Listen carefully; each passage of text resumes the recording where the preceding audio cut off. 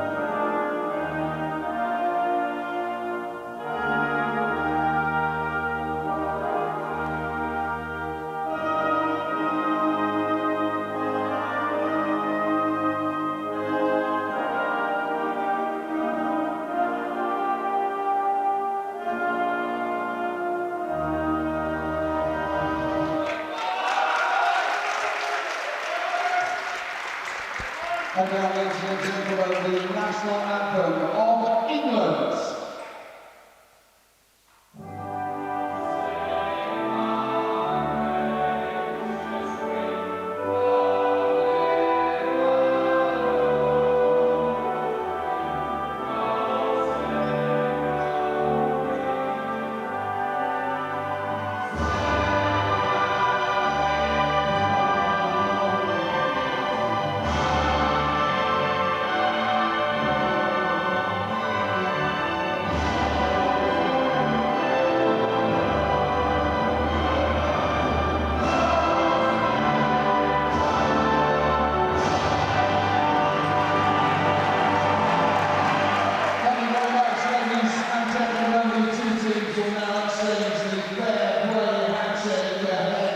The anthem's done and dusted, the precursors to the game now just being concluded as the two sets of players shake hands. Again, lovely to see the young mascots that have supported us all throughout the weekend out there, very much enjoying being part of the activities this weekend. We'll look at the two teams in just a moment, beginning with England, and we're going to be talking, folks, about some key absentees. England, of course, were dealt a real blow yesterday when skipper Rayoni Medina was sent off against Northern Ireland.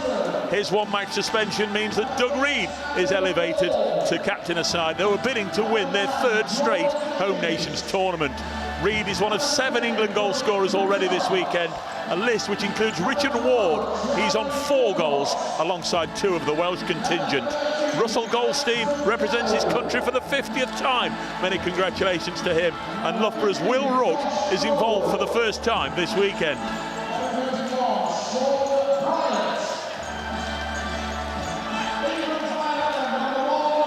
So there's the England side. Wales, of course, in red. And certainly ill discipline cost Wales yesterday.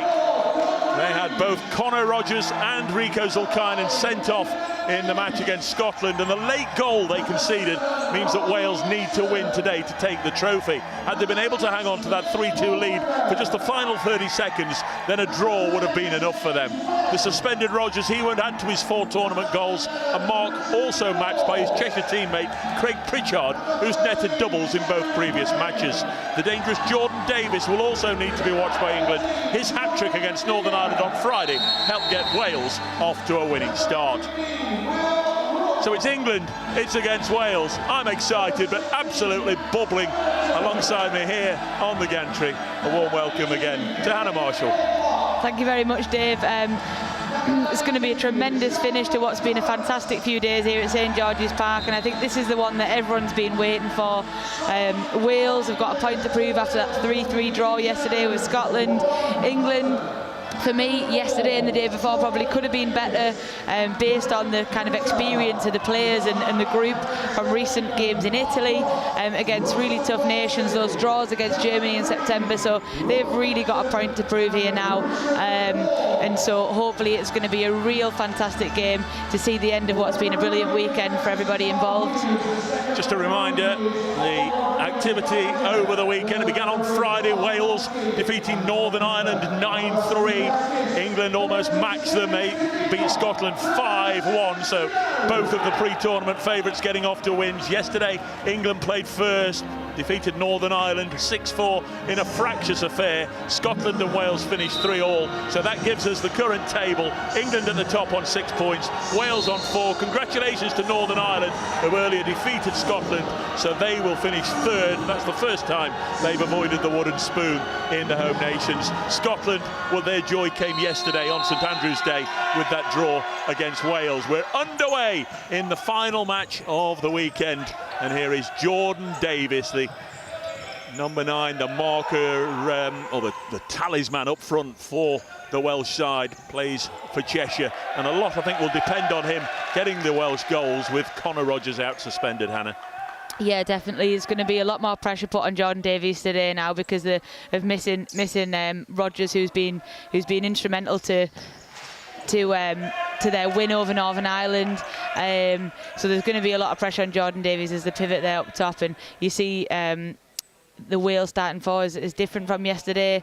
And there's going to be a lot of pressure on him. Great to see Doug Reid wearing the armband there for England as well. Yeah, of course, Conor Rogers not available to start for Wales. 3 of the out-court starters, Adam Orme, Jordan Davies, Craig Pritchard started all the games. Warren Hudson is with them. Wales posing some early problems for the English defence, and there's Russ Goldstein, his first intervention, the number 2 for England.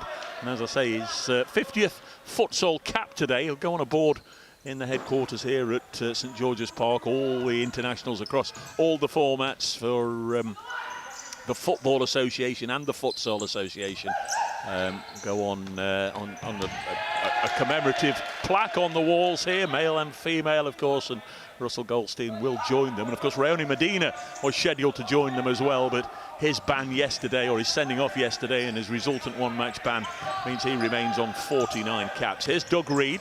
One ran away from him. Pritchard has had a good tournament, the number 10 for Wales.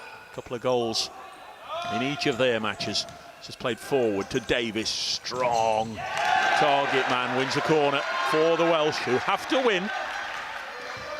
They pulled off what at the time was seen as a bit of a surprise defeat in England in Cardiff 3 years ago to lift the crown, and it really would be a feather in their cap if they can get the better of the host nation this weekend.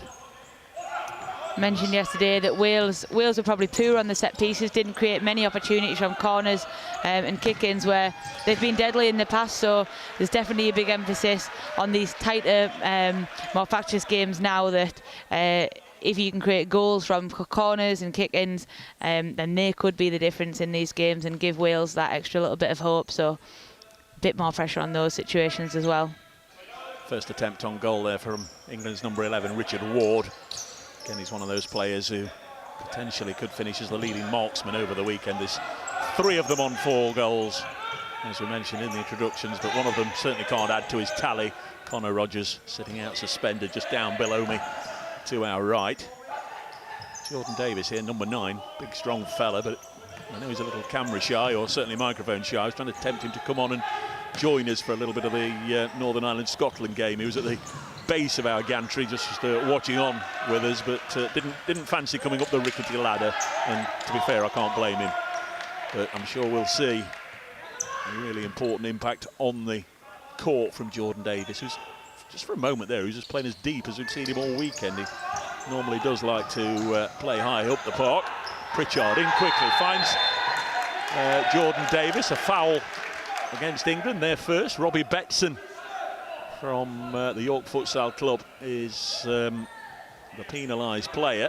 Wales have a kick, and it wouldn't be the first time this weekend that we've seen Davis take one on from this sort of distance, and certainly he's standing over it, the number 9. A lot between himself and the goal.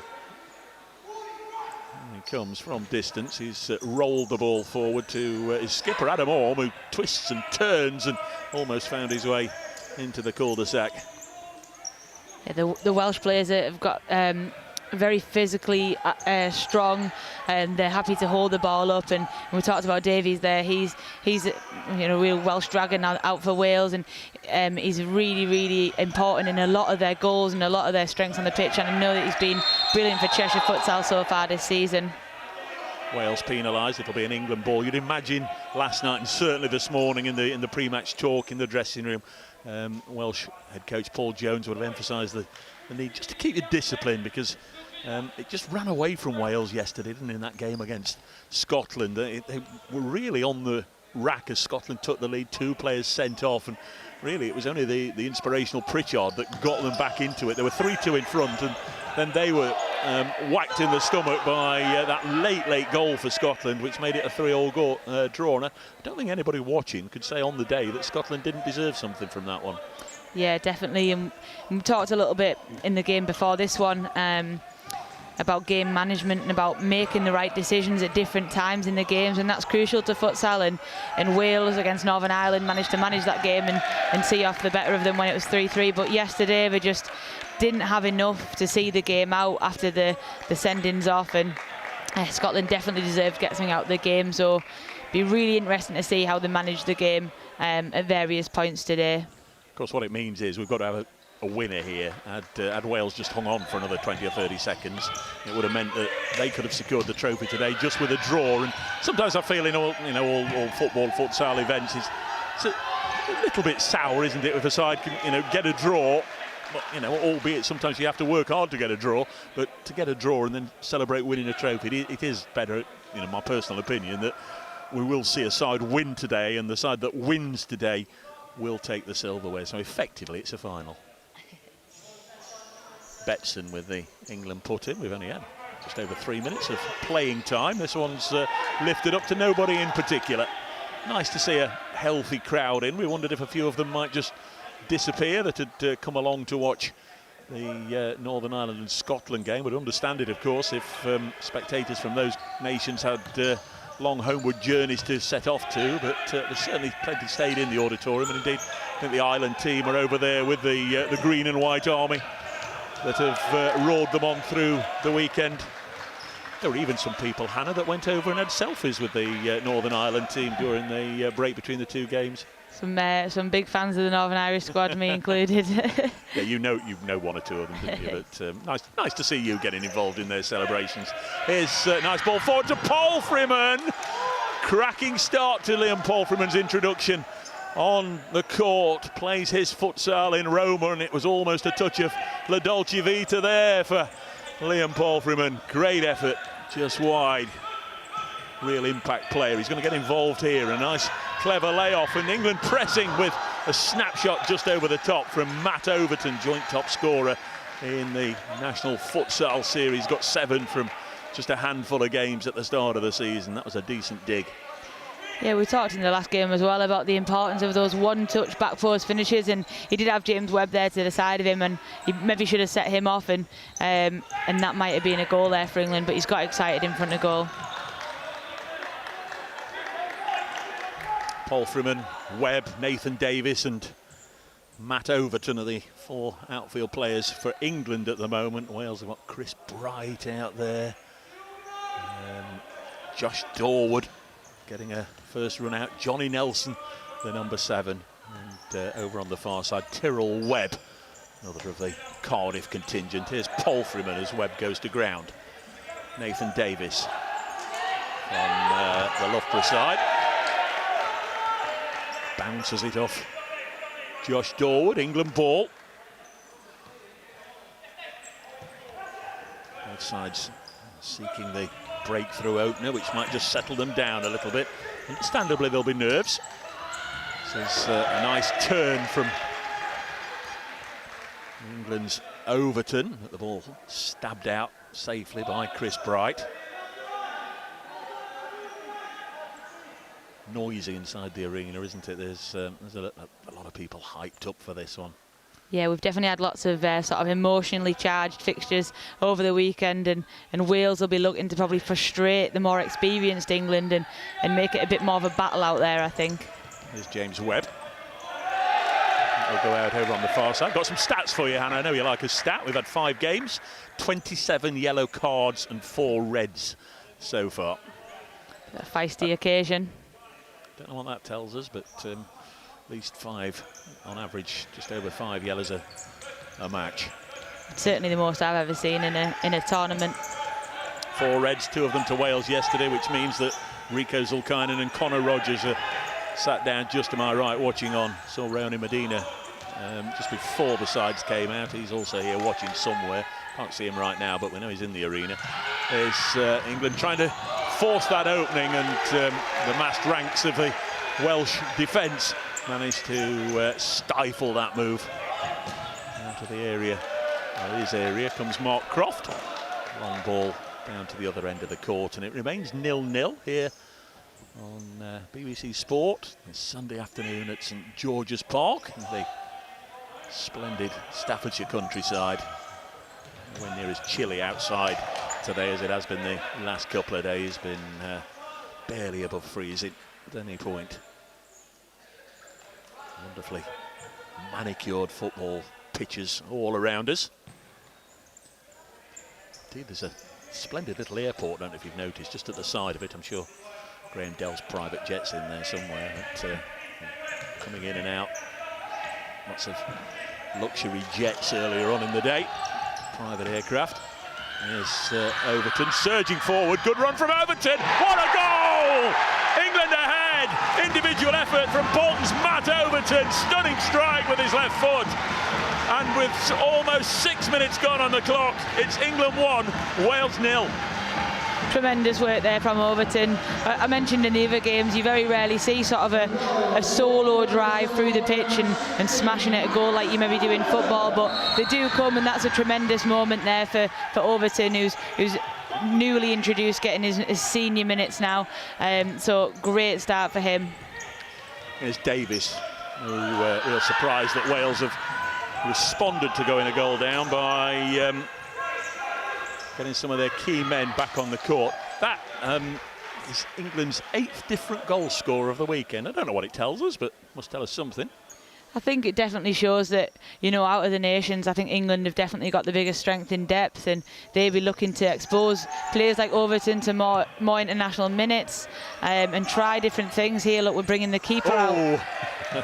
It's not worked out well for them, but they're definitely looking to use this as an opportunity to learn things, and they don't get much time together as a squad, so, you know, occasions like this is part of their training, really. It's part of them getting that experience for the bigger games to come in January. That's a tremendous ball. Richard Ward should be 2-0 for England. It's 2-0 for England, and it is the man who's making the celebrations for his 50th international cap, Russell Goldstein, who has the simplest of tasks in converting from close range to make it England 2, Wales 0.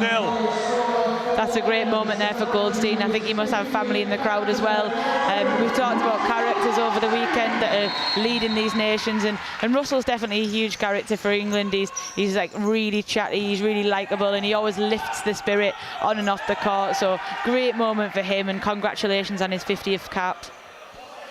Trying to do the mental arithmetic, something that has often let me down, but I think that's 2 goals in 42 playing seconds for England. Bang, bang.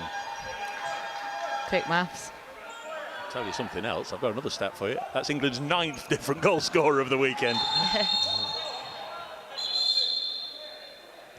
You're missing, you know, somebody like Rowney Medina. We just wondered who might step up as a leader, might step up as a goal scorer, and you know, it's clear that all the players want to take on that mantle.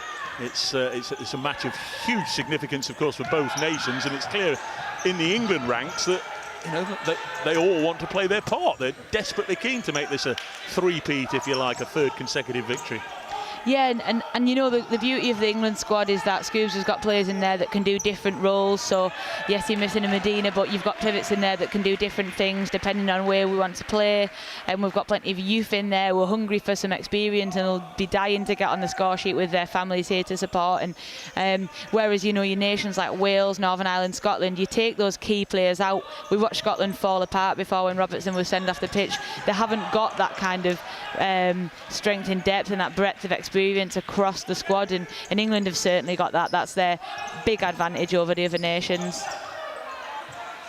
Wales need at least 3 goals. Talked about there must be a winner, of course. If it is a draw, then England are the home nations champions, but all for Wales to do at the moment. 2 goals down. Matt Overton and Russell Goldstein, the scorers. Hadn't spotted, and clearly the Welsh backline hadn't spotted Russ Goldstein ghosting right up there as close as he was to the Welsh goal. You rarely see him that far forward. Yeah, we've seen a lot of great movement off the ball from the other nations, but I think England, when they move the ball and their movement off the ball, it's got a purpose to it, so they're always trying to get somewhere, and it seems a lot more effective than the play from the other countries who are maybe kind of learning their trade a bit more in the international futsal. There's Pritchard, tenacious tackler, gets the shot away. At the moment, the 4 outfield players are the Welsh starters, 2 from Cheshire Futsal, 2 from Swansea University, so each familiar with each other's game. What's the hold up here? I think they're going to wipe the court. Obviously, a little bit greasy out there. The officials just spotting something. Don't think it's been that easy for England that Mark Croft could have taken a bottle of water out there and spilled a bit, but there's some moisture out there that has now been wiped away. There's Doug Reid. He'll be a proud man, skippering England, but will also feel for Rowney Medina, who would have been doing the job. Yeah, it's a great moment for Doug, and he's somebody who loves the game. You know, he writes blogs about it. He's studied, he's played all over the world, and he's a very, very experienced player. He's also completed his UEFA B futsal as well, so he's trying to have influence off the court as well as on it. But it's a great moment for him, hopefully to lead his country to lift the 4 Nations trophy once again. So chuff for Doug there, and heartbreak for Medina though. Is he another one on your course? He was, course friends. Seems anybody and everybody. Well, all the important people have got UEFA B coaching qualifications here this weekend. As I say, kind of all the important people. That's well, not immediately clear. The whistle's gone. Yeah, it is going to be a Welsh ball. It's not a sport where the whistle goes and it's immediately obvious which way the referee's made his decision sometimes, and that would be one thing that I would urge. Perhaps it's me not catching the signals, but sometimes we just get a whistle, and you know, perhaps a quiet word to the players to indicate what's going on could be reciprocated better to the A crowd and B the commentators. Yeah, I think that's been. I've heard some conversations of Oh, that's a strike. There's It was a decent effort there. It's Ben Mortlock. in the crowd of people maybe not knowing the rules and stuff like that. So maybe there could be a way in which sort of the audience could be better explained, but hopefully the coverage on the BBC is helping with that.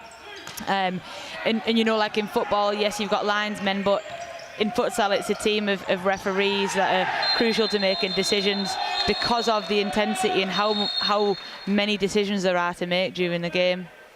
See now the officials just getting overly excited here about a bit of back chat from Mortlock.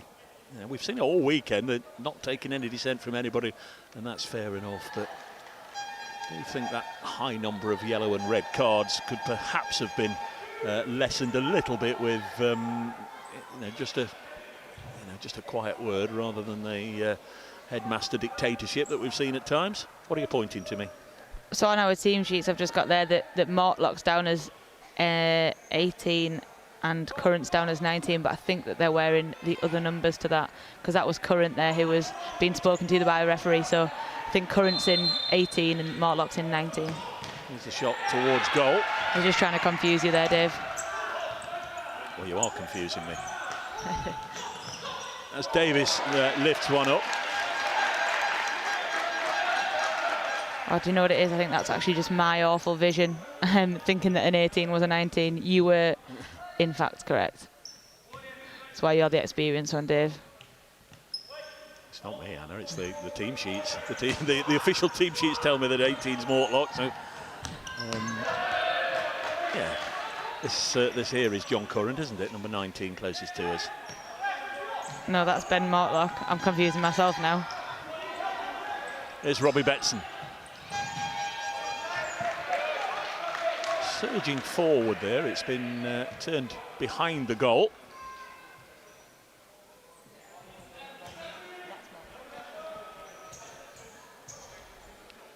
England 2 to the good. We're nearly halfway through the first half.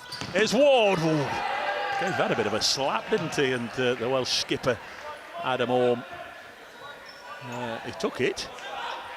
Take a punch, as they say in boxing circles. Oh, he's come to the sideline. He's been replaced. I think he was going to come off anyway, and then he exhaled hugely and felt his chest. And the physio just had a little word just to make sure he was okay, which he was. But could so easily have winded him.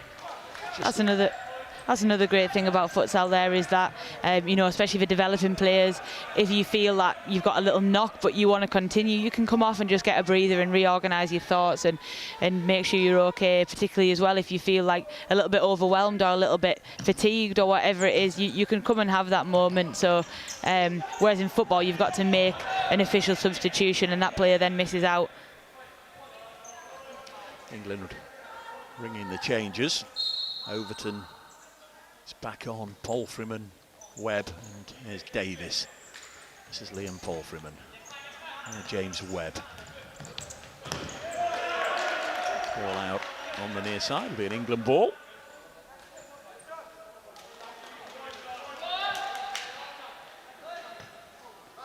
Webb, here the very sweet left foot.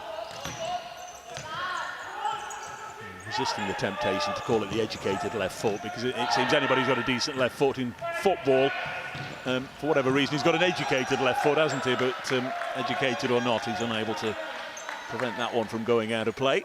England still with a 2-goal advantage, and thus far, I would imagine Mike Scabala's quietly pleased that Wales haven't posed as much of a threat as some feared. Yeah, in possession, Wales have struggled to kind of create those chances. They have managed to get the ball into the pivot and looking to play off that man. Kind of out of possession, I don't think they've dealt well with the movement and the pace of the England players. The 1v1 from Matt Overton, they've not managed to stop that threat, and you can't allow someone to run through you like that. And just ran away from Palfreyman. It's not like outdoors where sometimes the long grass will hold the ball up. That one just kept going, didn't it? Really raced away from Liam Palfreyman. Lee Jones, the Welsh keeper, sets them in motion again. 13 is Alex McDowell. He got one of the goals against Northern Ireland on Friday. Indeed, it was very evident in that first match that Wales had a strong quartet, and when those 4 were on the court, 8 of the 9 goals came. The other one was when Alex McDowell was on. I think there's going to be another foul here against Wales. They've committed 3, England have committed 4. We're getting towards the time when Hannah gets all excited about the possibility of penalty kicks. But not yet. It's definitely been a very physical few days with, like I say, so many yellow cards and so many fouls. Paul Freeman to Webb. Nice little step over, then he goes to ground. Josh Dorwood, and the decision has been given. It's interesting that over the course of the weekend we've had officials from, of course, all 4 of the home nations, and one from England, one from Wales on either side at the moment. The official on the near side, Carl Hughes from Wales, and the second referee over on the far side, Ollie Rodriguez Ballinger. So that is the 5th foul committed by England. And this could be a way for Wales now to get back into the game before the break. England have got to be really careful, and you know, I think Webb will feel disappointed that he wasn't awarded there a free kick as he was kicked to ground after his great footwork. So now it becomes a game of getting pressure on the ball but making sure that you do not foul, because you can't afford to concede a 10-metre penalty. And I think a foot left in there by Sam Kerwin of Wales, and he's going to get, I think, a yellow card first of this particular match. So Kerwin yellow carded, and now Wales have committed 4 fouls themselves. Nathan Davis to take the kick for the hosts, the Futsal Lions, leading by 2-0. Talked about the sides having Euro qualifiers in January. England go to Moldova, where they will play the host nation. They're in a group with Moldova and Israel. Wales, they go to North Macedonia, where they will play the host nation, and Norway. Wales, sorry, Hannah, Wales in possession. Bright.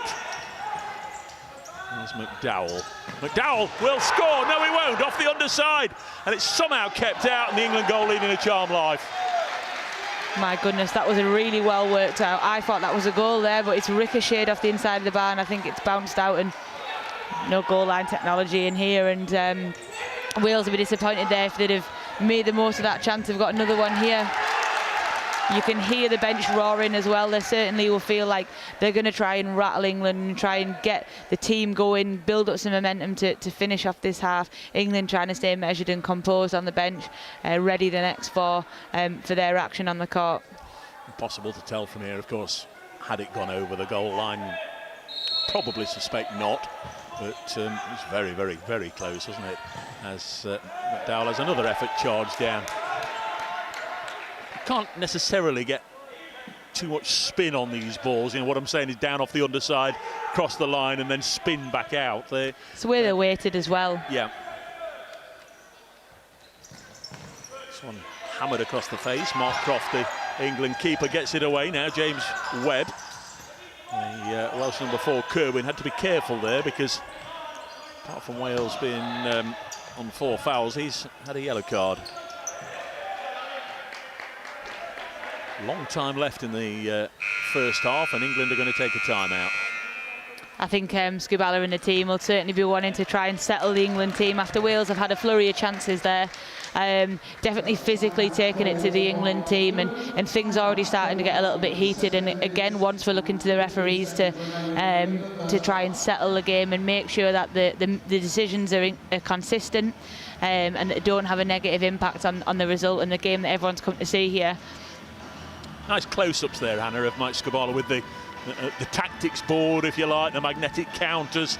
What will he be trying to get across to his players? Where will be his areas of concern?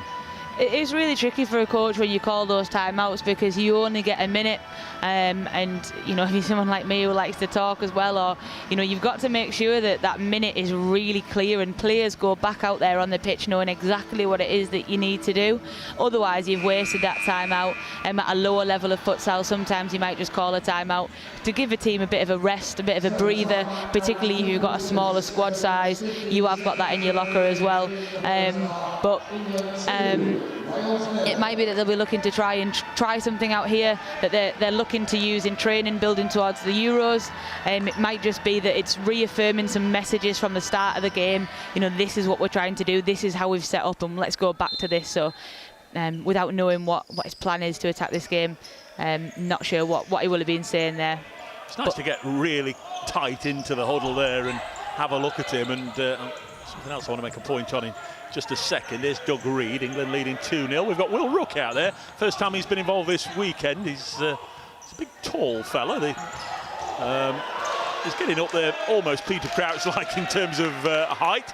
Very impressed with Will whenever I've seen him in England colours in previous matches. But the point I was going to make, you know, sometimes in a half-time dressing room, you've got time for one or two of the senior players perhaps to get their point across, and, you know, somebody put across the defensive point of view, and maybe somebody further forward have something to say. But in a 60-second timeout, it has, by nature of it, got to be very dictatorial, hasn't it? It's got to be get round and be quiet and listen, and the coach gives 60 seconds worth of input.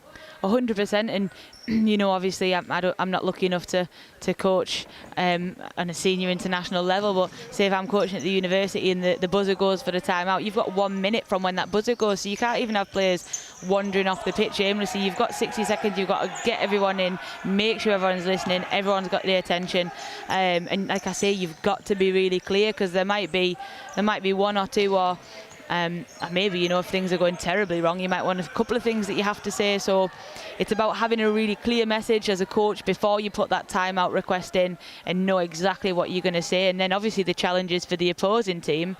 They've not planned for that timeout, so they need to make use of it as well. So the Welsh management are thinking, what can they say that's going to be effective in that 60 seconds to help their team get back into it. So like I said before, so many things come into this game as a coach. I think I've asked you now 999 questions this week, and many of them obvious. I'm going to ask you the 1,000th, I think, in just a second. So prepare for another gem as Craig Pritchard tries to generate something for Wales. You very often, well, all the time, you'll see 4 players out there, and then suddenly they will know time's up, off they come, and 4 trot back onto the court without apparently any movement from the head coaches or the assistant coaches or whatever. It's not telepathic, so who is saying you 4 off, you 4 on? I think that's, you know, what I said, when players first come to futsal, that might be something they're not used to, knowing their own physical limitations. When do I come off the pitch? When have I had enough? These teams, particularly England, have got a lot of kind of intel and information going into that, so they've got a sports scientist making sure that players haven't done more minutes in terms of getting too fatigued, and they'll be setting certain 4s for different things, and they will have trained as those 4s, so they know that that's the 4 that they're going to play with, because getting that experience of playing together, that's really crucial to any kind of sort of teamwork out there. And it will be dictated by the management, but those players also have ownership and know what's going on. Surging run from Pritchard, nicely worked. Orm laying it across the face. He was looking to either pick out Pritchard in a nice 1-2, or even deeper at the other side of the area was Jordan Davis, who's been kept fairly quiet so far. And England can now possibly break through Robbie Betson. That's Goldstein, who scored the second goal. Here goes Goldstein. Won't very often get a couple of goals on England duty, and was within a whisker there of making it 3-0. Nice burst forward from Goldstein. So Goldstein, Betson, Doug Reed's out there, the skipper, and Will Rook, the number 15. He'll be the main beneficiary. He's the one added to the squad, with Rayoni Medina not involved today. I think that's the thing you talked about, missing Medina up there as the pivot, and Ruck is definitely a pivot player. And he gives something a little bit different to Medina, and he'll be looking out there to kind of dominate and pin a player and receive the ball, and it's a great opportunity for him to get some minutes in the squad with Medina missing out. One meet Jagpal not in the 14 today either. England have used all their players nicely over the weekend. Very nearly fell to Will Ruck. Quite escaped the clutches of the red shirts. Warren Hudson to Craig Pritchard. Adam Orme from Swansea University. Pritchard again, who's on a surging run and played the ball into trouble. Away goes Betson. Will he go on his own? Seeing one outstanding individual goal already from Matt Overton. Robbie Betson had ideas of doing something similar there. There's Doug Reed. Composed passage of play for just a few seconds from England. Don't very often get too long to sit in comfort on the ball in futsal. There's usually somebody bearing down on you. And here again we get an instance where 4 on 4 off from Wales. What's the official signalling now?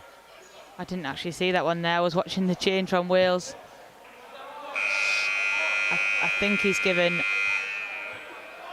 a foul against England, because that's now 5 to both sides.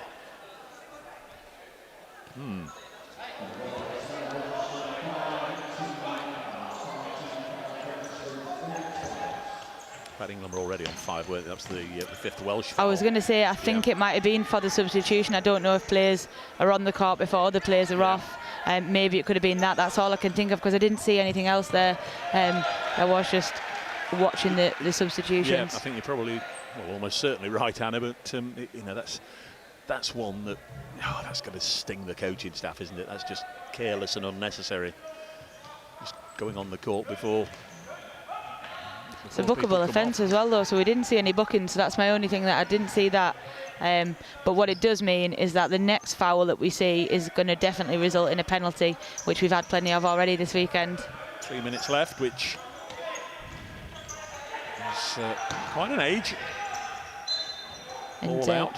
Heard from Scoobs there shouting from the bench when England are out of possession, shouting hold and discipline, and trying to just drop their defensive shape within their own half, not go and press anything. They don't need to go and press the ball. They're 2 goals up.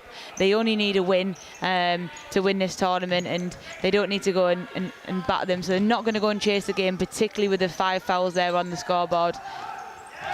They don't want to cause any silly mistakes that allows Wales to get back into the game. Doug Reed nearly caught in possession on the edge of his own D there. Mike Skabala was very animated, wasn't he, in that last time out? Yeah, he's a very, very kind of relaxed and laid back and chilled, and he's very methodical in his approach, and it's been great to kind of see what the insight of the information he gives to players and how he works with players.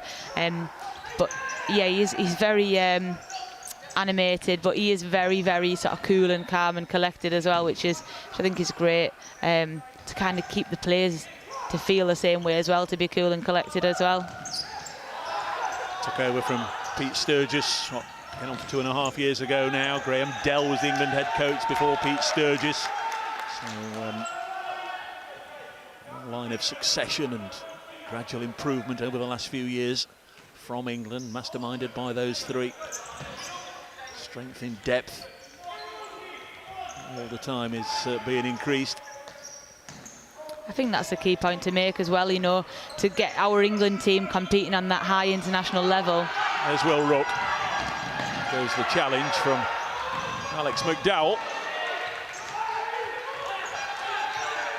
Just can't afford to commit a foul, and Dorwood again, just, it's one of those, you had to go for the ball, but timing has to be everything, doesn't it? You can just clip the ankle before the ball. It's going to be a penalty. Yeah.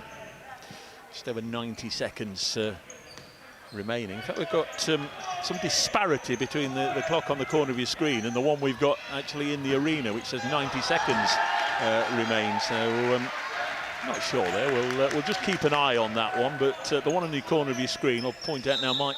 At the moment, it's showing about 20 seconds more than the one in the arena is showing. In case you think I'm mentioning the wrong time. I just mentioned before about sort of developing the England team to a higher level. We need to get a stronger domestic competition, and we need to educate more coaches and the likes of the influence of Skabala and Graham Dell and Pete Sturgis in developing our own coaches to make sure that they're not only getting that high level of coaching in the England team but also within our domestic clubs. That's going to be really key in sort of pushing the England team on higher up the rankings and hopefully in the future qualifying for main stages of European and world competitions. Ward, his ball in is cut out. Here's Jordan Davis. Usually has a touch or two and will then try and get his shot away, and England were ready for it and charged it down. Clock in the hall says 37 seconds, so just about caught up with the one on the screen as the snapshot this time from Davis high over the top. We're heading towards half-time. In fact, we are now spot on, both clocks showing 36 seconds. So, England will just be looking to see this game out with sort of no silly decisions. Like I say, they don't need a goal before the break. They just need to make sure they don't concede, give any silly balls away. There's Pritchard. It's, of course, the foul count for both sides wiped clean as soon as the half-time hooter goes, which is now 22 seconds away. Wales will be desperate to reduce the deficit before the break if they can. There's Pritchard. England just kind of standing off a yard here, getting in, cutting off passing lines and trying to frustrate Wales as well. Sometimes it's when you see somebody in front of you cutting off that passing line, you're frustrated and you end up getting rid of possession yourself. You don't even need to go and tackle. You can be really organised without the ball and cause the other team to make mistakes, which is, you know, one of the beauties of being organised as a futsal team. Russell Goldstein just putting his foot on top of the ball there, trying to run the clock down in this half. The ball's gone out. I've seen goals scored in the last 6 seconds of contests, but it would seem as if we're going to reach the break here. In fact, we are going to reach the break. Wales just putting the foot on the ball. And there is the half-time interval. So far, so good for Mike Skabala's England side. 2 goals to the good at half-time. Goals from Matt Overton, a wonderful individual effort, and then a well-worked team goal. Russell Goldstein getting in there on the back post, just a tap home from only a pace or two out. And Wales have had their moments. There was a shot which struck the underside of the bar, came down, didn't cross the line. And they'll be the frustrated side, knowing they need to win to lift the crown. What have you made of it, Hannah Marshall? I think it was, you know, an amazing individual effort there from Overton, who's got England off to that flying start, and you can see kind of the differences in the benches. England are very much trying to be composed and relaxed and try and sort of really grip this game and use their experience and their strength in depth. And you've got Doug Reid leading the group out there. I think Wales are looking to try get shots off from set pieces, use the strength of Jordan Davis's strike and get the ball into their pivot, hold it up. But you can see that they're missing sort of that starting four of Rodgers, and it's a long way for them to chase this second half. England know that they don't need to score now. They've got that early lead, and psychologically going into the dressing room, I think that's going to make a massive difference into the second half. And I think Wales will be certainly frustrated and will have to try something different in this second half to get on the scoreboard. Like yesterday, we wondered where the spark would come from Wales, and it was the little number 10, Craig Pritchard, who eventually unlocked the Scottish defence. 2 goals in quick succession. Maybe he's the one who can inspire them and get them back in this. We mentioned it yesterday, you know, you lose a key player in these games, and it's all about, is there another hero in the squad? Is there someone else who can step up? And how else are we going to work a goal out? For England, it's less of a problem. They're more experienced. They've got more to call on within that squad. For the other nations, you know, they've got these key players, and missing them, they might struggle to score. So it'll be interesting to see. Certainly Jordan Davis out there trying to rocket shots off to no avail as of yet, and they're difficult to score from further away. England have been defensively a bit more sound than I've seen this weekend. Doug Reid kind of holding everyone together and dropping off a little bit more, whereas Wales going for a bit of a higher press because they're chasing the game now. So like I say, there's so much stuff goes into these games and into the tactical decisions, and it's going to be two completely different dressing rooms in there for both nations. Futsal supporters from all over the country, indeed all over the world, joining us for the Home Nations. We're delighted to have your company for this, the finale. And one little bit of futsal news. Somebody 2 years ago when we were watching these matches, Max Kilman, he was very much part of the England side, the England futsal setup a couple of years ago, was always keen on his football as well, played outdoors. Today, big moment for England futsal, big moment for Max Kilman, ex-England player. He started a Premier League game for Wolverhampton Wanderers this afternoon, so obviously won't be watching, but I'm sure he'll catch up with his former teammates a little later on. But family and friends, I'm sure, will be delighted. He's played 1 or 2 Europa League games, I know, for Wolverhampton Wanderers, but England futsal player 2 years ago, Wolverhampton Wanderers Premier League player today. That's fabulous, isn't it? Yeah, and I think it goes to show that, you know, futsal and football, it's not an enemy. That, you know, they're two completely sports in their own right, but they're very much friends of each other, and we need supporters from the game of football to help support the development of futsal, and not forgetting the amazing role that futsal can play for young players, and if we expose and encourage players to play football and futsal as a junior, and then they can make that choice. So it's, you know, I can't say that Max Kilman's playing his debut in the Premier League solely because of futsal, but I think it's undoubted that his experience within this setup and working with Mike Scaballa and playing on that international stage from a technical, social, tactical point of view, it's had a massive impact. And I think that football and futsal need to work a little bit better and appreciate what they can offer each other to help us get the most out of our English talent. Thank you, Hannah. I suppose it's my turn for the coffees. It's half time. Half time at St George's Park. England with the advantage, 2-0. There's silverware to be won. Come back and join us around about 8 or 9 minutes time. We'll be here and ready for the second half at the break. England lead Wales by 2-0.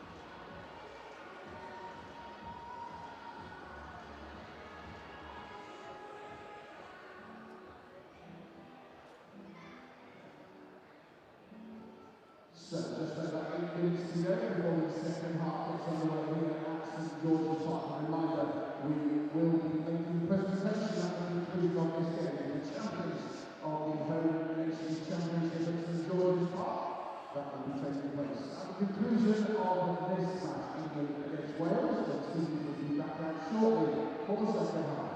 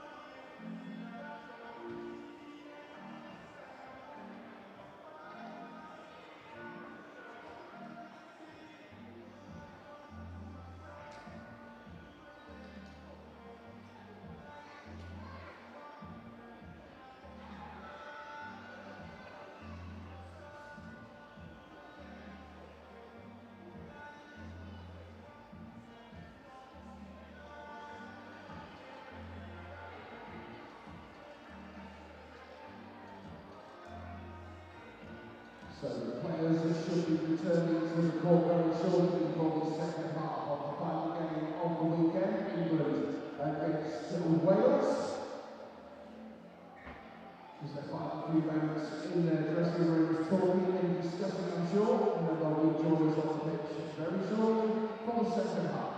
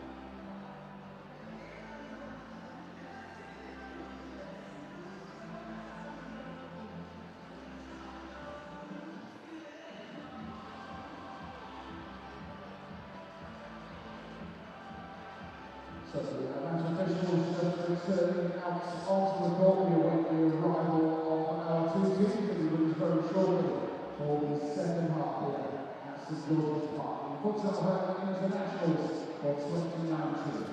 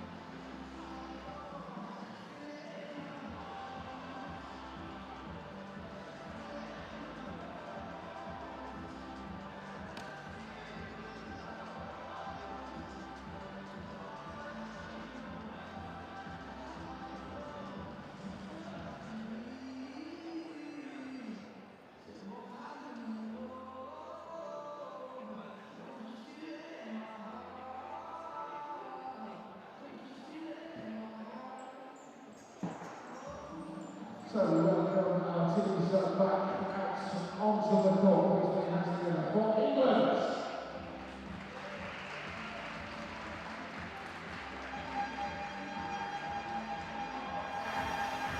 So welcome back to St George's Park as the England side are the first to emerge from the palatial dressing rooms here at St George's Park. At least I'm led to believe.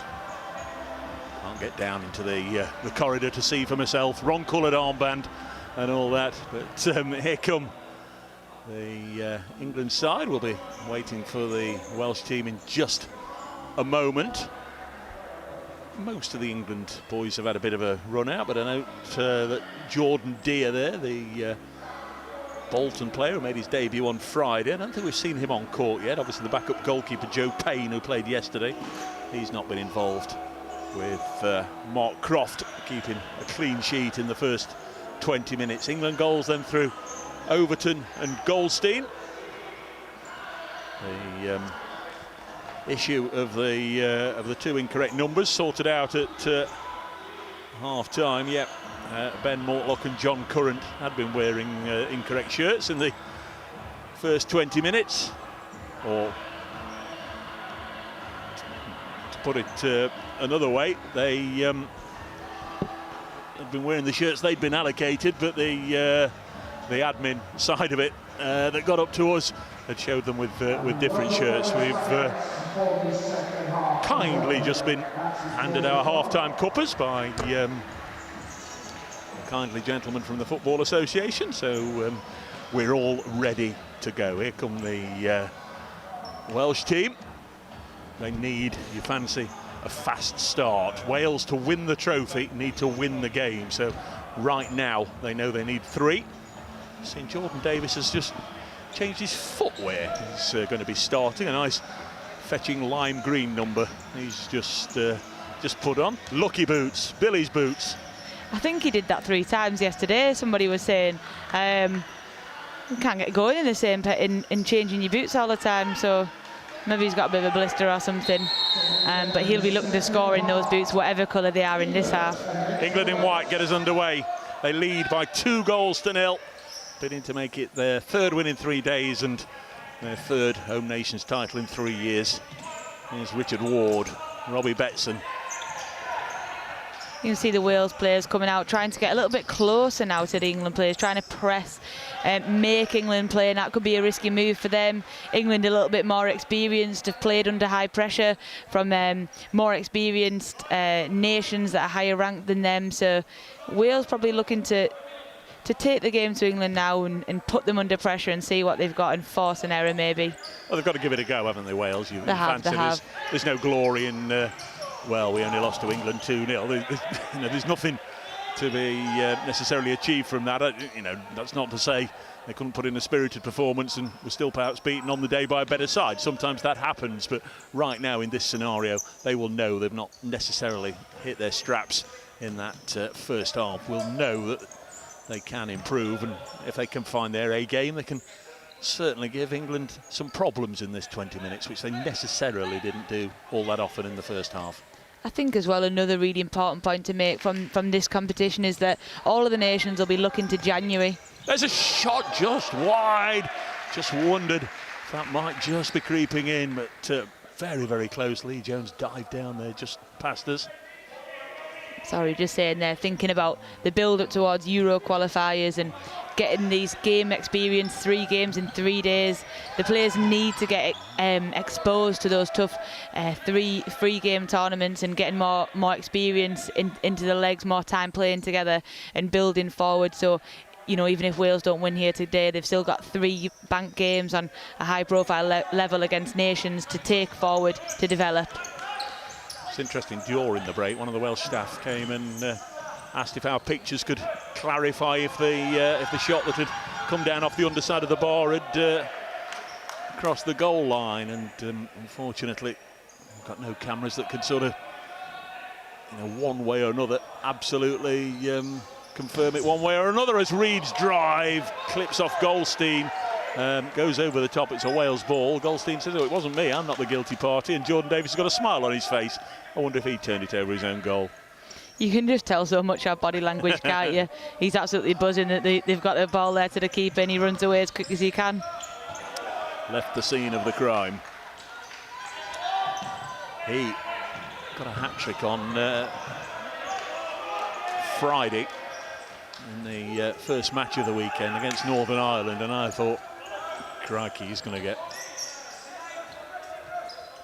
10 or 11 goals this weekend, but he was kept quiet by Scotland yesterday, and so far England have done a good job on him as well. He's only had 1 or 2 snapshots on the turn, 1 or 2 free kicks that he's drilled towards the target, but England have kept him at arm's length. Craig Pritchard just got an accidental blow in the teeth there. He's okay, just rubbing his mouth.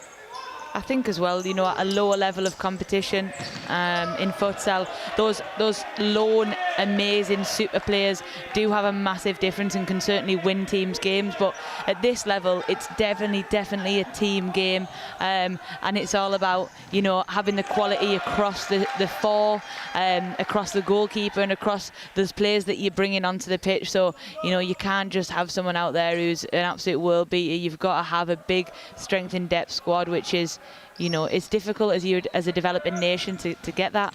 Ball turned across the face.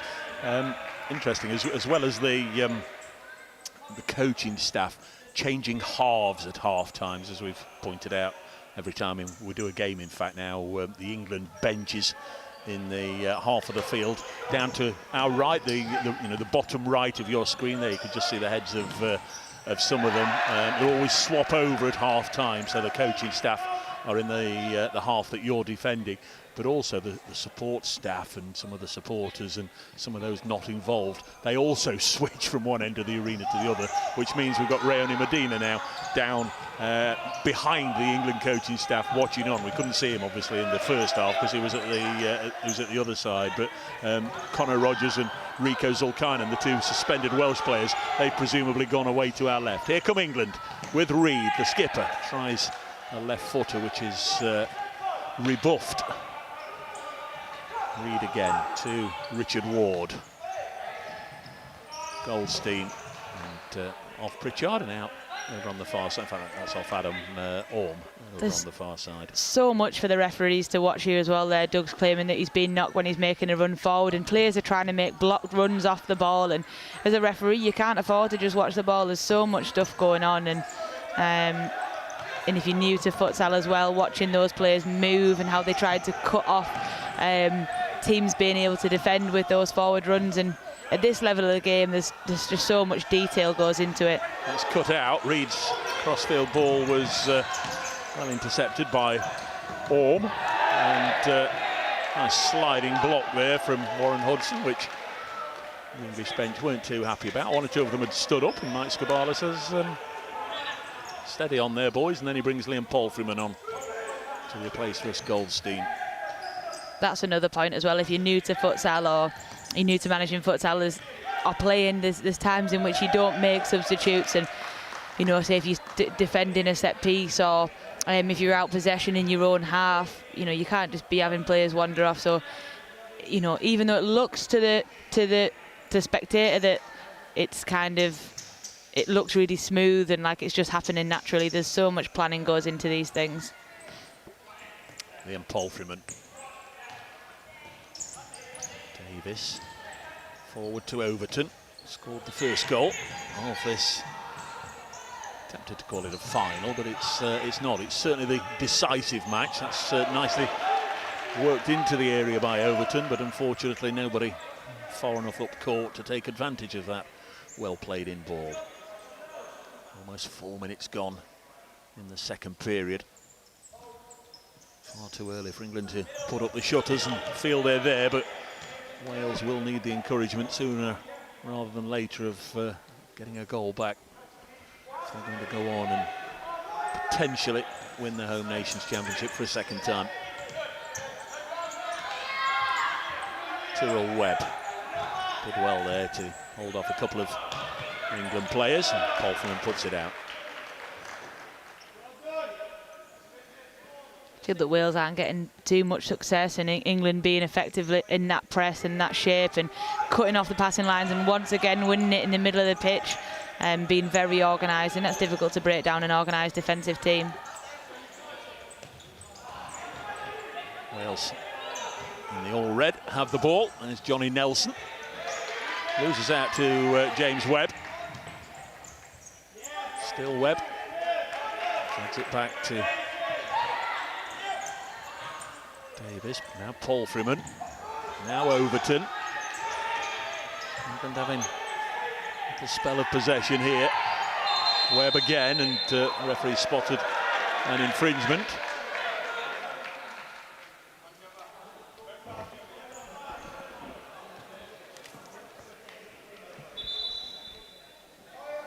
Each side have committed one foul so far in the second half. Of course, they're on 5 apiece as the half-time hooter sounded, but they're all white from the slate. That's a nice drag back and turn by Tyrrell Webb, and then Palfreyman slides in to put the ball out, and the England bench to a man applauding his efforts. Jordan Deere had just stood up there for a moment, wondered if he'd got the nod that is about to be introduced for the first time today. We've seen a lot of kind of players going to ground over the weekend and making questionable fouls, and we've seen players go for them, but that was an example there from Palfreyman of, you know, sliding in just to knock the ball out of play and to regain possession, and a really, really important sort of interception there from Palfreyman. Deere is on. Plays his futsal for the Bolton club. Replaced Nathan Davis out there on court. Here goes Palfreyman, nicely worked. Deere, who really enjoyed scoring his first England goal yesterday against Northern Ireland, and his teammates helped him celebrate. He tucked it away with aplomb, a lovely finish, and you know, he couldn't smile any wider, could he? He was just so happy. Yeah, and that's another thing about having, you know, the opportunity to host as a home nation. Now Wales, Northern Ireland and Scotland have had that opportunity.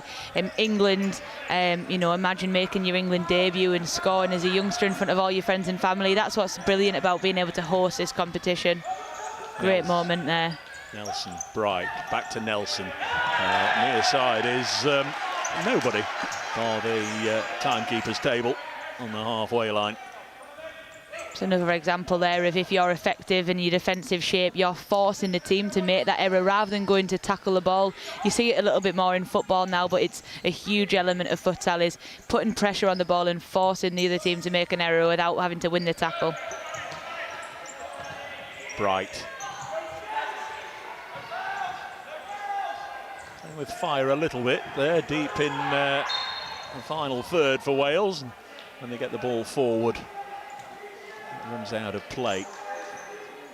It's easy, and I appreciate I'm looking at it with layman's eyes. It's easy to make the assumption that if Wales are going to get back in it, two of the key players who we've seen be really strong all weekend, Jordan Davis or Craig Pritchard, Cheshire teammates, are likely to be the two that might just inspire something. There's other fine players, of course. Adam Orme has led the side well, but for every passing minute that goes off with them on the bench, you feel it more and more unlikely that Wales are going to reduce the deficit. Is that how you see it?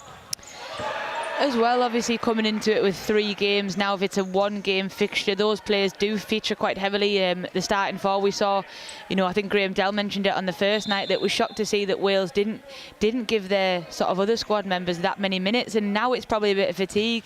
You can't be looking to these best players to be playing a huge amount of your minutes. You've got to rest everyone and make sure they're the best. So it's a big ask for them to kind of pull it out the bag for Wales in every single game. I'm glad Paul Jones sees it as I do, though. He's just sent them both back on. In fact, along with Adam Orme, and here at the back as well, the big number 5, Gaz Emmanuel. I think they've got to get Davis as close to the England goal as he can, as often as he can. And England can't afford to switch off. Here's Pritchard. Definitely, and it's about, as a coach, making sure that Davies and Pritchard get the rest they need in order to be as effective as they can whilst they're on the court. So they've had their minutes rest now, and now they'll be looking for them to play at the sort of needed intensity level whilst they're on the pitch. As you made a very good point yesterday, along with most of your other good points yesterday, you say the players need to get a little bit of rest, but they're expending so much emotional energy on the bench, particularly in tight games like this and important games like this, that they're not really getting any rest, are they? No, sometimes it's worse as a player to be sitting on the bench because you feel that you can't influence the game, obviously, and you try and relax players on the bench, but people get excited and people get frustrated, and you'll see them standing up and down, and it's about managing those emotions. And you know, particularly if you're a lone coach in a smaller club or a smaller university, you've got to manage so many things that are going on. Obviously, on an international level like this, you've got other support on the bench that'll ready those next players, that'll sports scientists make sure heart rates aren't going too sky high, which happens on the bench. But like I say, it is difficult to get well rested in a 3-game tournament. It's full of emotion. Richard Ward goes to ground. Emmanuel was the Welsh defender who didn't like the verdict. Got up and had a word with Richard Ward, now pleading his case to the official, but it's not going to change anything, is it? Not going to change anything. He's made his decision. And England will have a set play when eventually the ball is returned. Looking like they might want to get James Webb on the pitch here, but he sits back down, so they'll be doing this set play without him.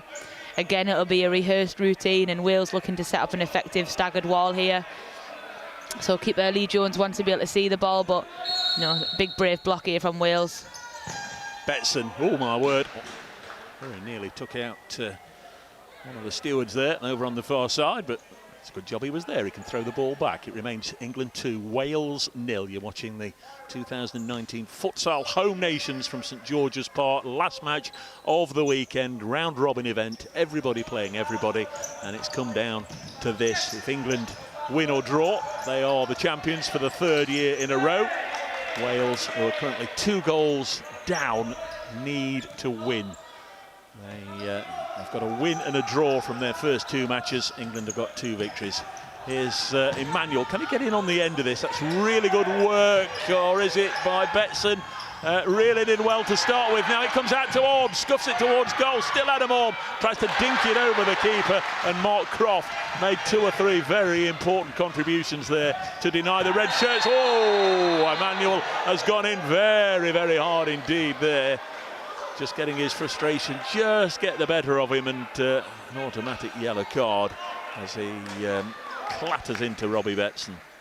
Again there, we talked about sort of going in and getting pressure on the ball but not diving in. He's got there really, really quick, but he's just followed through with the clear, and Betson's gone to ground. And some excellent goalkeeping work there from Mark Croft to keep Wales out of the game, and you really thought they were going to get a chance there. And I think that's all Wales need is 1 goal, and they'll certainly get a bit more momentum in this game. It's not only in football where the players try to pinch a yard or 2 when they think the officials aren't looking. The referee came and gave details of the booking. Here's Reid who shoots, and it's tipped away.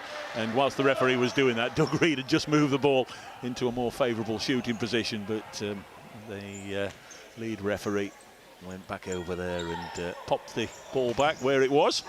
Now Wales, can they break? Here is Emmanuel, who's just been cautioned, looking to change his and his nation's fortunes. Webb, Ward just dinks it forward. The ball's gone out to safety, and another second or 2 has ticked off the clock. We're just under 12 minutes remaining. I see the flags over on the far side there in camera shot. You can see a Welsh flag, which is being used to not only support the side, I think, but a couple of ladies that are holding it. I think it's just nicely keeping their knees warm as well. And you can also see a couple of crosses of St George as well. The England supporters are using and waving at every opportunity. Been a well-supported event, as we mentioned earlier. Over 1,200 people have come along this weekend. I think that's the thing as well. We need to expose more people to futsal, to this spectator experience. For me, you know, obviously I'm biased, but I'd much rather be sitting watching futsal in a nice hall. It's end-to-end stuff where lots of stuff's happening, and than be standing outside freezing to death watching 11-a-side where it's maybe going to be a 0-0 draw and the person I've come to see maybe touches the ball once. Obviously I know that's not a reflection of football at every level, but you know, for me this spectator experience is really friendly, it's really inclusive, and there's lots of action in these games. There's Davis again, he's kept at arm's length. Nice block by Doug Reid. Just wonder if they will sometime in the future. That's not to say all these players aren't terrific at what they do, great ambassadors for the sport, highly skilled technicians, but sometimes it takes a real global superstar to elevate a sport to a different level. I know there are fabulous players all around the world, and in South America particularly, Brazil and Argentina, very, very strong. Portugal and Spain, the 2 leading European lights at the moment, but hardly any of them outside those, or certainly in the 4 home nations, hardly any of them are household names, so to speak, and sometimes it takes that. This is a lovely ball in from John Current over on the far side, and now he gets a goal. John Current makes it 3-0, and the Welsh team not at all happy with the officials. Jordan Davis pleading his case.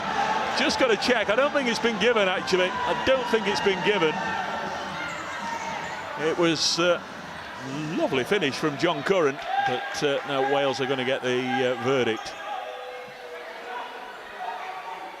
I think they felt that the ball was in keeper Lee Jones' hands. Yeah, I don't know if I couldn't see there for the runs in front. I don't know if He's gone in and he's impeded the goalkeeper when he's tried to play. Emmanuel lifts it forward and Mark Croft quickly out of his area and heads it away. Not much, well, no idea how much time he spends heading the ball in practice, but any time he's put in at all came in handy there because he just had to time that one right. I've seen one or two keepers embarrassed this weekend coming out of their area and being exposed, but that was a timely intervention. Here's Adam Orme. Can his Welsh side recover this one? Still a quarter of the contest left. England ball off Jordan, Wales ball, I beg your pardon, off Jordan Deere. Davis to Bright. There's his futsal for the Worcester club. Now Pritchard. It's well defended.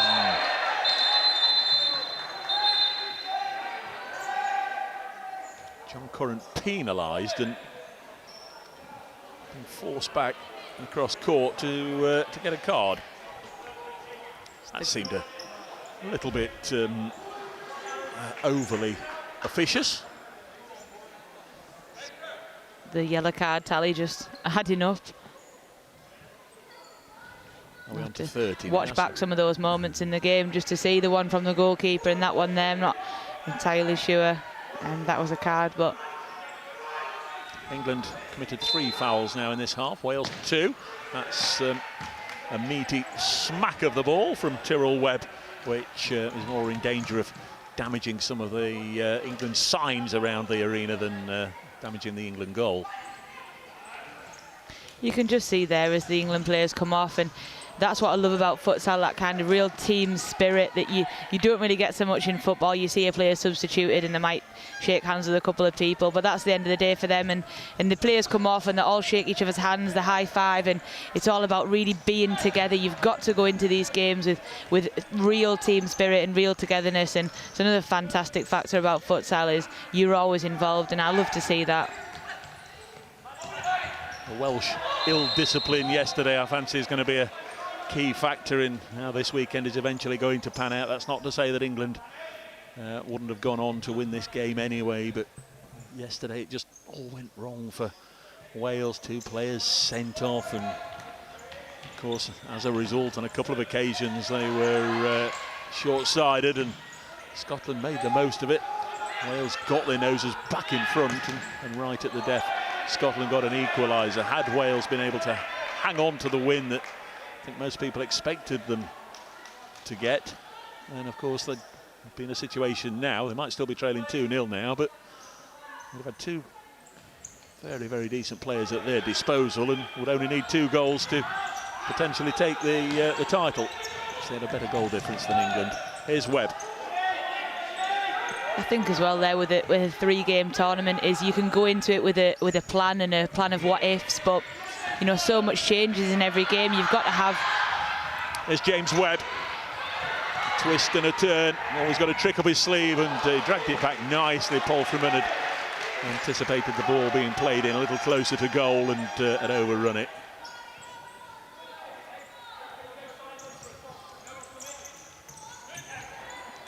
A little bit of pressure there. Possession regained, opportunity here for Webb. Webb, he's got Paul Freeman for support, but doesn't need him.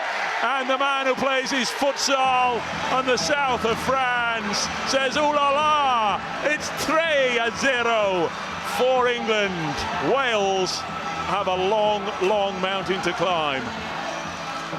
Great work there from James Webb, lovely footwork, and you know he could have gone for goal early on, but he's waited for support, and Paul Freeman's coming in behind him, and because he's holding that ball up on the sole, they don't know whether he's going to shoot himself or set to Paul Freeman, and he's finished there lovely on his left foot, and great to see him on the score sheet. Is that it? 3-0? See any way back?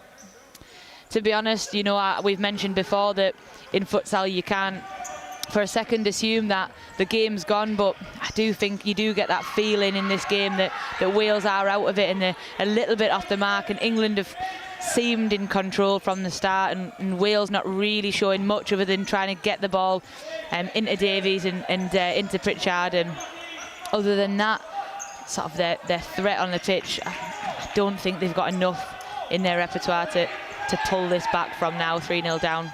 Yeah, in this situation, there's usually one of a number of scenarios that may pan out. You may see a really spirited response now, and Wales do find their way back in it, or the realisation may well kick in, and the fact that they've had a long, tough weekend, and they're on the brink of huge disappointment here. That might also tell. Heads might drop, and England might get one or two more. Let's hope it doesn't run away from Wales, but that's a decent save round the post. A word too for Sean Kitson. I just noticed down there having a word with Mike Skubala. Kitson, the England assistant coach, of course a former Wales player, but he's done a great job with England under-21s over the last 2 or 3 years, and now being also assistant to Skubala. Yeah, that's a brilliant opportunity there for Sean to go and work with the senior team, and he's done a tremendous job with the representative levels, and he knows a lot of these youngsters coming through, and he's a tremendous coach as well, so it's great experience for him here to work with the seniors at the home international, and like you say, having that playing experience for him, he's able to share that and be a part of the progression of the national team of England going forward. Davis to Pritchard. Gone out on the near side. We still haven't got an outright leader in the golden goal charts. It's as we were going into this. Richard Ward of England on 4 goals. Conor Rogers, who's sitting this one out suspended, on 4 goals, and Craig Pritchard on 4. So just wonder if Ward or Pritchard can add to their tally in the closing moments to be the leading scorer of the weekend, or maybe even one of the other players will just suddenly get a glut of goals. Of course, Jordan Davis isn't that far away. He's on 3. Here's Robbie Betson. I think what you might see as well, and hopefully from this England team, which we haven't really seen in their other performances, is now starting to gain in confidence, now starting to gain in the way they play. They're in control. They don't need to. They're 3 goals clear, now look to play some of the ways they want to play in January, and hopefully try and open up the difference here and score a few more goals. Wales starting to look a bit tired as well. I noticed that the previous 4 to this one are screaming for subs to come on and leaving the pitch looking exhausted, and sort of not the case for the England players. They look still refreshed, and that's maybe testament to the sort of more performance nature of the England programme compared to the other nations. Also, you don't feel it, do you, when you're winning, when you're on the brink of a little bit of silverware. It's very much competition, a tournament that before it all started, it was all being played down as 4 friendlies, and as 4 teams playing a series of friendlies in a view to using it as a fact-finding mission, as Ward will lay it back, and Goldstein and Ward, Goldstein and Doug Reid, in fact, leaving it to each other there. You know, they were all sort of saying going into it that it's a fact-finding mission, and the opportunity to use a few players ahead of January's Euro qualifiers, but we knew all along that home nations, England, Scotland, Wales and Northern Ireland, once they got out there on the court, once they got the backing of the crowd, once they felt a tackle or two from sometimes club teammates, that it was never going to be played in a friendly spirit, nor should it have been. It's been hard fought, it's been competitive, it's been very, very enjoyable, and I hope everybody who's joined us on BBC Sport over the course of the weekend has enjoyed the coverage and has enjoyed the sport and wants to have a little bit more of it. I think that's one of the key messages, is we've got to get everybody buzzing about futsal. I think if you're involved in the game, it certainly feels over the last few years that we're getting somewhere, and we're developing as a nation, and there's more developments with the Pokemon partnership and youth representative teams, progression into World Cup qualifying rounds, but you're still in the street or, you know, in the hairdressers or whatever, talk about futsal and people don't know what you're talking about. We've got to get the message on a wider audience and get the buy-in from football, and to take this sport forward, which, you know, those of us who are involved absolutely love it, and I think if you get a glimmer of it or a bit of a playing experience, you'll fall in love with it too. Will Rook holds the ball up nicely, and it comes out as far as Mortlock, who tries his luck from long range, goes wide of the target. Made the point before the game had started that over the course of the first 2 matches, England had 7 different goal scorers, and then by half-time, Overton and Goldstein had added to those numbers. And of course, James Webb has become the 10th different scorer for England over the course of the weekend. That's a decent stop from their keeper as well, Mark Croft. So, you know, that's not bad out of a smallish squad to have 10 different goal scorers over the course of 3 matches. Definitely, and it shows that, again, you know, with those other nations, they may be looking to have players who run 3 goals, 4 goals each, but the kind of sharing of those goals from England shows that they're real team goals and that they've got that strength in the whole squad. Buzzer had gone there, and I'm not sure why. They're saying that Wales had called a timeout, and I'm not entirely sure that the Welsh bench were ready to call it, but now they are. So it is a Welsh timeout with just over 4 minutes to go. So they'll be looking now. We've said before that the Wales set pieces, that's where they've been really strong in previous years, so they'll be looking to use this opportunity now, setting up this set piece. You can see there on the camera where they want players, what exactly it is they're trying to do, where they're trying to get players to score those goals, because they've got to be really clever now to break down this organised England side, and it's going to be a tough last few minutes for them, and you do feel that this game is gone for them, and there'll be some very tired legs out there in the last 4 minutes. England looking much fresher, much more composed, much more controlled, and hopefully go out and enjoy these last 4 minutes in front of a home crowd.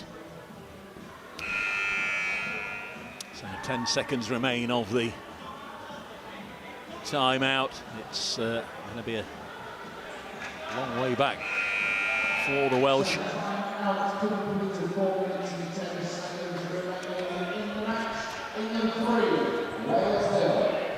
It's worth a mention as well that Mark Croft did tremendous there in goal, and that he was a real key player when the boys went out to Italy just recently. We've now got a fly keeper, which I'm sure Hannah will touch on in a moment. Number 2, Tyrrell Webb. He's one of the outfield players, but you'll note he's wearing the blue goalkeeper's jersey and is playing high up the field. Now he will come off and Lee Jones will go back in goal. So you fly goalkeeper, you see it kind of more historically at latter stages of the game. Other nations are starting to do it in earlier stages of the game, and we mentioned yesterday, it's to create that numerical advantage in the opponent's half, try and keep possession, move the defensive 4 so that you can get a goal scoring opportunity with the 5. But you've got to train it, and you've got to have the confidence in doing it. And against an experienced England side, they'll have played against the fly many times before, defended the fly. So it could cause Wales to concede another. Interesting to see if they go to it again. And if they do, if it is Tyrrell Webb, who's still got his blue jersey on.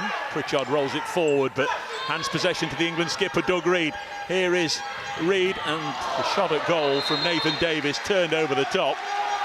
Davis, not one of those England players that's managed to register a goal this weekend. And again, the officials have spotted something. This time, no resource to pulling any cards out and giving Will Rook more of a problem than need be. It's an England ball and there's nobody over there ready to take it. In fact, the officials at loggerheads as to which side it should be taken. There's Nathan Davis.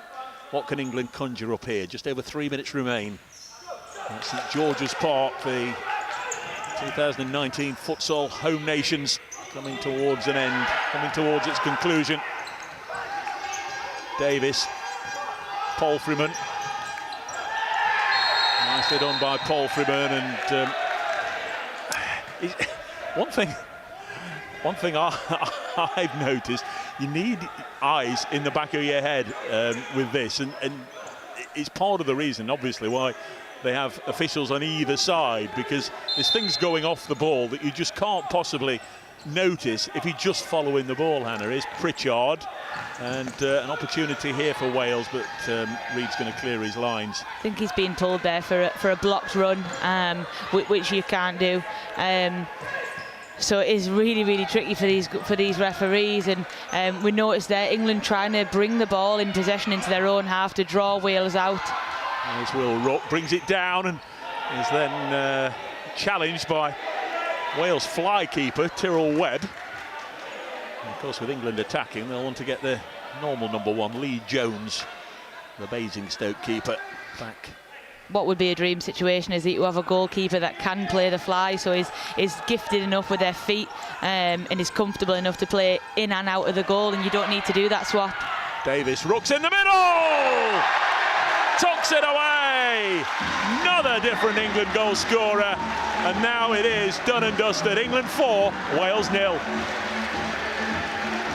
That'll knock Wales as well. You know, they're trying to get the fly goalkeeper out, and to concede whilst you're doing that does knock your confidence, and you maybe question what you're trying to do. So it's important that they stick to what they're trying to do and try and get that out there. But you did feel another England goal was coming there, and you can hear the crowd really getting behind the players now. So now it is just pretty much a victory lap for the England side. So what you're looking to do with the fly goalkeeper is in their own half. Obviously the goalkeeper can only have the ball for 4 seconds, whereas in the opponent's half, your goalkeeper can play freely. So you have a really gifted, sort of talented player on the safe side, trying to protect the ball and give you that advantage. You're trying to then get... Here's Webb trying to work something, and England again rebuff that Welsh attack. And again, for people who haven't seen it before, should the move break down, should an England player get the ball, he can score from anywhere on the court. He can look up, see an empty goal at the other end of the court and just lob it down there. Absolutely, that's why you've got to be very patient when you're playing the fly goalkeeper. You've got to train it and not just take, you know, a pop shot, because England get the ball, you know, they're talented enough to score from that distance, and it's not a huge pitch, so it is a risk, and you must train it, and you must train to defend it as well. Pritchard. So looking to get to get Davies in the middle of the England lines of defence to create a 3v2 situation. There's Webb out on the near side. And of course, for somebody like Mark Croft, this is also one of those rare opportunities where a goalkeeper can potentially score as well, because if they chip the ball up straight to him, he can absolutely he can have a free chance. And now and again we see it, don't we? Yeah, definitely. And you know, I feel like I'd give my friend shouts out, but Alice Hartness, Northern Ireland keeper, did it in the Euro qualifiers, and in Bucks, one of my goalkeepers did it in the last round robin, Grace Donnelly. So it does happen, definitely does happen. Inside the final 90 seconds now of this Futsal International. Oh, it nearly broke to Webb. He was fancy held by Jordan Davis, who did just enough not to commit the foul, but to make sure that Webb couldn't get that shot away. And England have changed their goalkeepers. This isn't a fly keeper that England have employed. They've put Joe Payne in for the last 70 seconds or so. That's nice, isn't it? Yeah, and I think it's another great thing that futsal can do that football doesn't, is, you know, you're not, you know, as a second or third choice goalkeeper, you're not really going to get much chance in football because it's a risky substitution that you don't need to make. Whereas in futsal, you know, it's a team sport, and definitely in these games you'll see goalkeepers swapping in the middle of the games, which is great. Gives them that experience. Well done to Mark Croft. He played the first game, didn't play yesterday, but has kept a clean sheet today, and we're inside the final minute of what's been a really entertaining Home Nations tournament, and as far as I'm concerned, and I hope all four home associations will feel, has been a very successful one. England trying to break, but the other thing there as well, if you're the team that's trailing, if you're playing a fly goalkeeper, the ball is obviously on the court for a lot of the time because you're trying to build possession. So for England, this is great. Now they're just running down the clock, and you know, you can see celebrations off the court because England pretty confident that they've won it now, and the clock's just ticking away. I'm sure they're going to win it. Wales need 5 goals in 10 seconds. I know it said it takes a second to score a goal, but I don't think we're going to have 5 in 10. Clock has stopped with 5 seconds remaining. Tyrrell Webb, Jordan Davis. There's Craig Pritchard. Will he get a shot away? Time for one last shot. There is, but it's wide of the target. And the clock showing 0 on your screen here in the arena. It says there's 0.3 of a second left. And already celebrations. There is is the buzzer, and many congratulations to Mike Skubala, to all of the England team who have emerged victorious at the end of this 2019 Futsal Home Nations Championship, and they've got there by defeating Wales by 4-0. Hannah, on what you've seen over the last couple of hours or so, what did you make of England's performance today? I think, you know, we mentioned that Skubala and the team will have been disappointed off their results. Northern Ireland went out to frustrate them, and frustrate them they did. You know, having Medina sent off, and hopefully he's going to get his moment here today. I think that was a very good response from England. I think there wasn't a minute there where you doubted that England were going to get the points. They looked composed, they looked controlled, and, you know, looking at the different benches, they just looked a lot more comfortable throughout that game. Wales looked tired, they looked frustrated. The things that they tried to get off didn't really work very well for them, and, you know, we talked about not being able to have a plan in these competitions because so many things change, but, you know, Skubala's probably had out there, he's wanted to get minutes for those younger players, and those players have also got on the score sheet, so they're fantastic bonuses for him. You know, you've had Doug being able to get an opportunity to lead out there. You've had minutes for all 3 goalkeepers across the tournament, so there'll be lots of positives to reflect on, and definitely be looking to build towards those bigger games. I think England, the deserved winners, and showing the difference in their quality across the board, and also their wider range of experience. Little highlights for me, I think, yesterday watching Scotland come back into the game against Wales, and Northern Ireland, tremendous to see them not go home with a wooden spoon again. Word for the Welsh as well. John Davis just put the thumbs up to me. We had a word or two earlier on in the piece, and he's as bitterly disappointed as I'm sure the rest of his teammate. They started the tournament well with a convincing win on Friday, held by Scotland yesterday. They knew they needed to win today, and just on the day weren't quite strong enough. We'll wish them, we'll wish Northern Ireland, and of course we'll wish Scotland well in their Euro qualifiers in the weeks to come, early in the new year, and of course England as well, although the focus for England right now is on celebrating their 3rd consecutive Home Nations win, and nice to see that they've all got there together in a bit of a huddle, and Raoni Medina's in there as well, the captain of this side. Let's make no mistake about that, but suspended for this match, which is a disappointment. Yeah, and definitely I hope that everybody who's been watching at home has thoroughly enjoyed the games as we have today, and you see the England team now going to thank the supporters that have been coming along and getting behind the game. So I just urge people at home to get involved in futsal, jump on the bus. It's a fantastic game for everyone at this level, and also for new people to the game, and it's just so kind of close to everyone. You can come and you can see these role models in front of you, and it's not like the senior men's football game, and it's probably going on in your local school, your universities, and look to go and support the National Futsal Series, because we need to get our domestic competition stronger in order to push our England team to those higher ranked competitions, and not just have the 4 Nations as the highlight of their season. Well, Graham Dell, the FA Councillor, the chairman of the FA Futsal Committee, just handing over the trophy to the England skipper, Raoni Medina, and England celebrate their victory. Nice to see Medina involved, and you can see what it means to those England boys. They were favourites going into the weekend. Actually, the Welsh coaching staff as well, applauding them, and the Welsh players. They know on the day that England have been better. Over the course of the 3 days, England have been the best side we've seen here, but Wales, you fancy, aren't too far away, and I'm sure they'll use this as a spur, especially when we go to Wales. Will it be in Cardiff? That remains to be confirmed, but Wales will be the hosts for the 2020 Futsal Home Nations a year from now, and they'll be doubly determined to get that crown back.